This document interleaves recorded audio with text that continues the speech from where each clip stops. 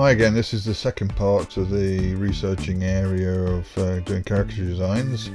I just wanted to discuss some of the important factors that you need to consider whilst you're actually doing your research and trying to choose a face or a pose or whatever.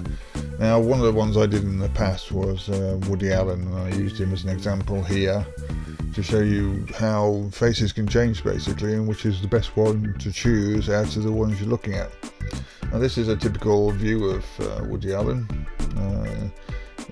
You may notice he has certain characteristics because he's Jewish. He has quite a large nose.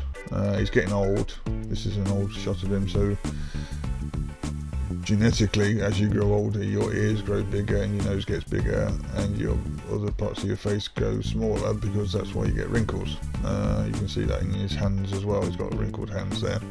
So you've got to consider which version of Woody Allen you want to do. If you're more modern and contemporary, you probably want to do one like this.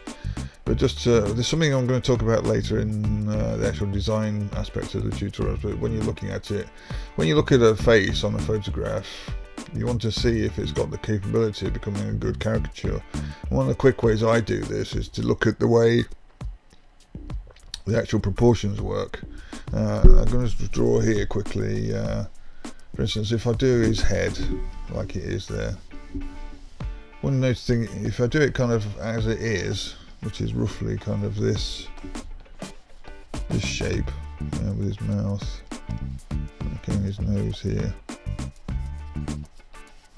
like so. Let's just go his big glasses.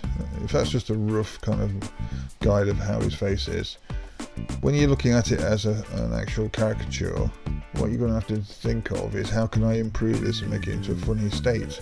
Okay, so what I'm going to do is I'm going to quickly do another layer over the top of it. I'm going to fill it with white. Just reduce the opacity so you can just see the one underneath. Make a new layer. Now, one thing you notice when looking at that picture is he's got very, very small eyes compared to the size of his nose. So one thing you would do, for instance, is you would put his eyes around about here, and then think about making his nose a lot bigger than it is, like so. Okay, and then that would mean you'd have to reduce the size and position of his mouth. Because one thing you don't want to do is to say, I'm going to give him a big nose, but that means I'd have to force the chin down. You've got to try and keep the proportions correct on the face and push the elements around inside the actual face. Okay, one thing you can do with faces is, like for instance, if you notice he's got this very long part here which turns into a jowl. So one thing you could do is to do that kind of thing to emphasize those, and he's got quite a big face like that. Okay, so that's one thing you can do, is look at the position of how far these are apart and in proportion to the size of the nose, and that would work in, that would actually make quite a nice caricature. But what I'm going to do is show you quickly some other photographs of Woody Allen. Now that's a different position, a different facial expression. Okay, you can't see his nose in the same way. You can see his nose there as well, because the lighting is a little bit different. You notice he's got a bigger bulbous part there, so that could be something that you could actually emphasize. You can make this into a bigger, yeah, even bigger than I've done it on before, so these parts actually stick out further. That's something to consider. Also, something to consider is the spacing between where his eyes are at the top and where the bottom of the thing is. So you do the top of the glasses there, and you could bring those right down. So that makes it almost also characteristic, you see, because then you can do those bags under his eyes and still keep the actual shape in the eyes as they are. Okay, so that means the area here, which is here, needs to be compensated so it allows for that extra space that you're going to do for the eyes and the size of the nose. I don't know if that will make sense. Okay, another thing you'll notice is his head width here is quite extreme next to the size there, so what you'd have to do is to bring this out more, like so. Okay, so it all depends on which photograph you're looking at of the person that's going to actually call. You see, this one again is different. Okay, so what I'm going to do here is I'm going to literally just delete all this again Select all, delete. Now with this one, you can see he's got quite a big head area, and his head comes out like that. Okay, as we said before, he's got quite a big nose. His eye is going to be around here because you want to extend this area here. You know, you bring his hair out like that, bring these down as down as far as possible, so this part, and then the cut in is as big as it can be. Okay, do that, make the eyes or the glass area enormous. His nose comes out here and it's got to be big, right, so you make his nose come out there, right, so make his eyes smaller, because obviously that's going to, making his eyes smaller is going to make his nose bigger. It's all kind of proportions. Okay, so that's one thing you've got to consider as well. Okay, it'll be basically like that, and then you bring his little chin out. You have to show his jowl on the other side, else it's not going to look aged. Okay, and then where his eyes are, that's where his ears are going to come. Right, so he's got this quite square thing at his hair. Right, so this is the first stage of drawing your character, by the way, as well, because obviously you want to refine it. So you see how that works. You see, it's the first stage, so don't worry if it doesn't look like Woody Allen. I'm just showing you how to disproportion things. Okay, so what you need to do is look at all the different aspects, and that's a different face. So this is the important part of the caricature, this bit here. Okay, it needs to be worked on, so it needs to probably come down even further like that. Look, almost like a water matar look. Okay, and so that's if you wanted to choose that photograph, you see. Now that one there again, let's just do this again.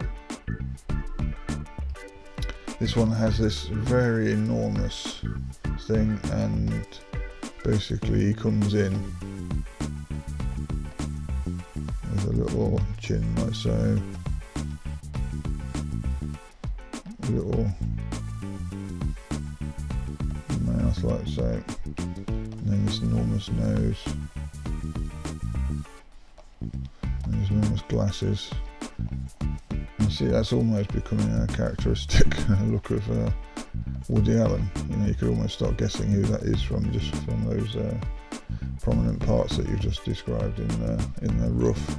Okay, so this is something you need to consider. I mean, to make it even better, you can make his ear. This is quite an old photograph. You can see how big his ears are.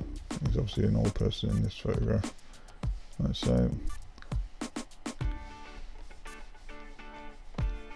And then you could even add the extra. See, from that, you could, you know, if somebody wanted to guess at that, you could say, oh, that's Woody Allen. I would say it was Woody Allen from a guess.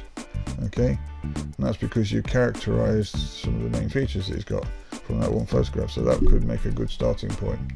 You probably want to take the hand out, or you could just do it with a pose like that as well. Okay? And let's have a look at a couple more.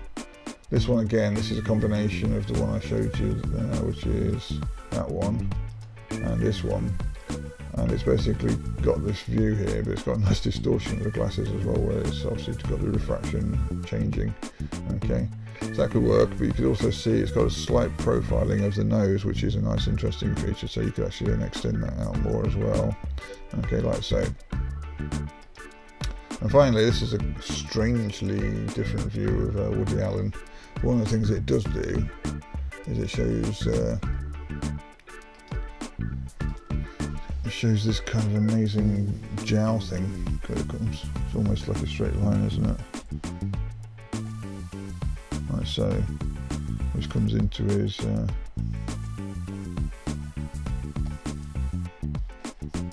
chin.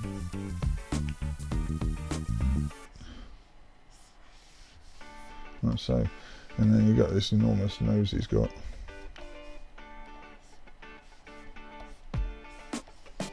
Okay, and the characteristic glasses.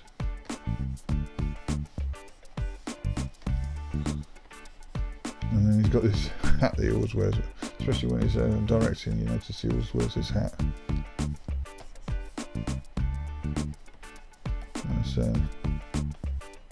Now when you're talking about clothes as well that are common on people, you have to think about characterising those as well, but I'm just showing you, like I said, I'm just showing you the proportions of this at the moment, just whilst we're talking about heads and how important they are. So you see, that's how that looks, roughly as a characterised disproportion. Okay, now as you know, he's got big ears like I said. I wouldn't worry too much, like I'm explaining, I'm just explaining how to get it to look like something based on the actual disproportion you need. Okay, now this is how I would have done that photograph, and then I would work on it a bit more to make it more like the actual look of the photograph. But you can see that it's all based on this nose and that shape.